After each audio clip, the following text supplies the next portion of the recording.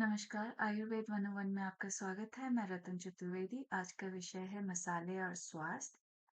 हम रसोई घर में रोजमर्रा इस्तेमाल किए जाने वाले मसाले कैसे छोटी-मोटी स्वास्थ्य समस्याओं के लिए उपयोग किए जा सकते हैं, इस बारे में बात करेंगे। सबसे पहले बात करेंगे अदरक की। आयुर्वेद में अदरक का व्यापक रूप से उपयोग किया जाता है। इसे विश्व भेषज या यूनिवर्सल मेडिसिन भी कहा जाता है।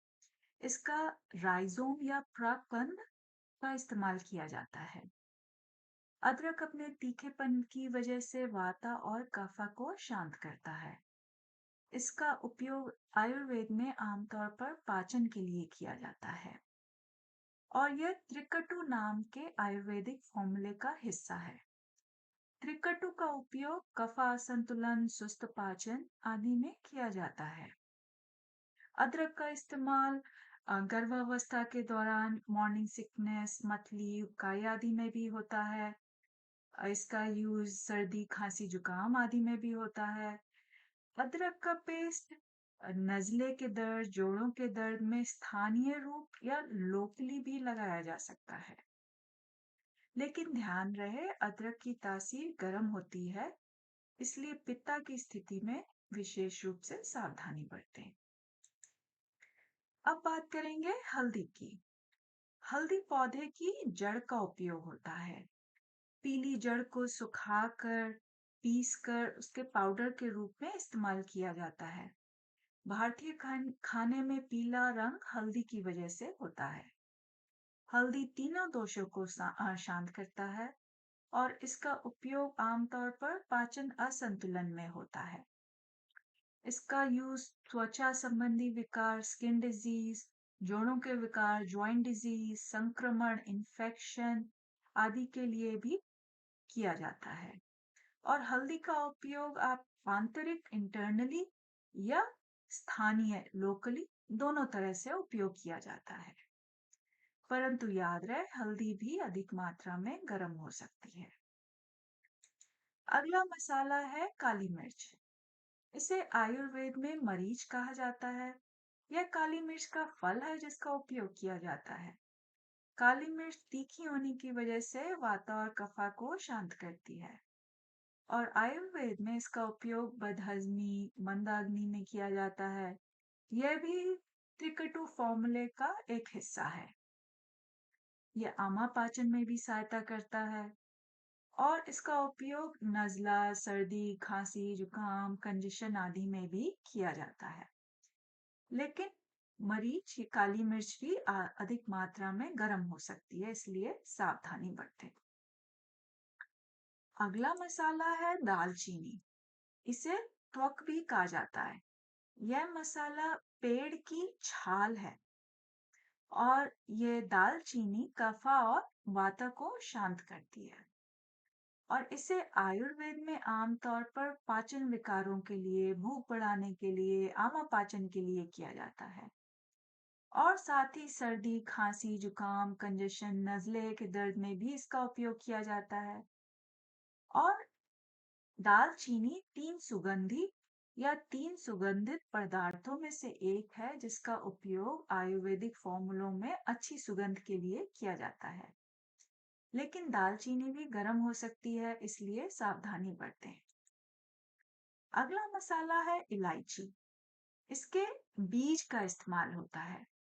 यह वाता और कफा को शांत करती है और आयुर्वेद में आमतौर पर इसका यूज पाचन, स्वाद के लिए किया जाता है।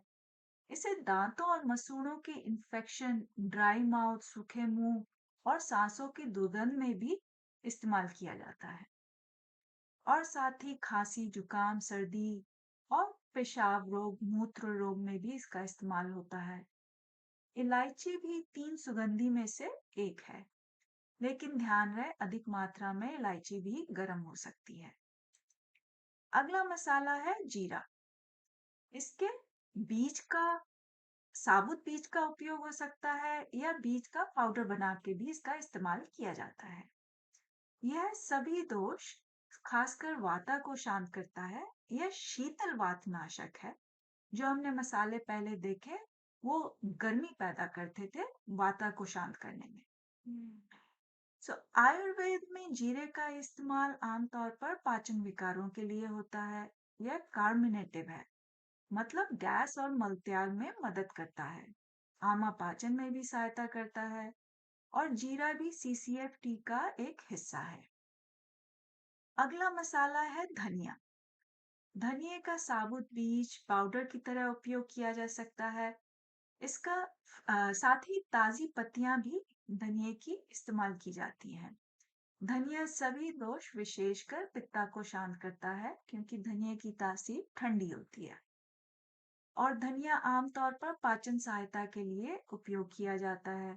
यह भी सीसीएफ टी का हिस्सा है और ठंडी तासीर होने की वजह से इसका उपयोग पेशाब में जलन, यूरिन इन्फेक्शन, त्वचा में दाने, चिकत्ती, एलर्जी आदि में भी किया जाता है।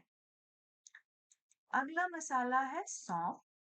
इसका उपयोग भी साबुत बीज या पाउडर के रूप में किया जाता है और सौंफ का ताजा डंठल का भी उपयोग किया जा सकता है। और आयुर्वेद में आमतौर पर यह पाचन सहायता, बदहजमी, कब्ज, गैस आदि के लिए किया जाता है और यह भी सीसीएफ टी का एक हिस्सा है। साथ ही ये पेशाब की जलन और स्तनपान और मासिक धर्म के विकार के लिए भी इसका इस्तेमाल होता है। तो ये थे कुछ सामान्य मसाले जिनका उपयोग पाचन, खांसी, जुकाम, त्वचा रोग, पेशाब के रोग आदि जैसी सामान्य स्वास्थ्य समस्याओं के लिए किया जा सकता है। अब इन मसालों का उपयोग कैसे करें? मसालों का इस्तेमाल कई तरह से किया जा सकता है। हम मसालों के साथ खाना बना सकते हैं। हम सूखे भुने मसाले सूप, सलाद आदि पर छिड़क सकते हैं। हम सजावट गार्निश के लिए मसालों का उपयोग कर सकते हैं, जैसे कटा हुआ हरा धनिया, कसी हुई अदरक और या भोजन के बाद भुने हुए जीरे, सौंफ आदि को चबा सकते हैं। मसालों का सेवन हम चाय या काढ़े के रूप में भी कर सकते हैं। तो ये था मसालों का उपयोग। तो ये था आज का विषय आयुर्वेद में स्वास्थ्य के लिए मसालों का उपयोग कैसे बताया गया है। आज के लिए इतना ही। सुनने के लिए धन्यवाद।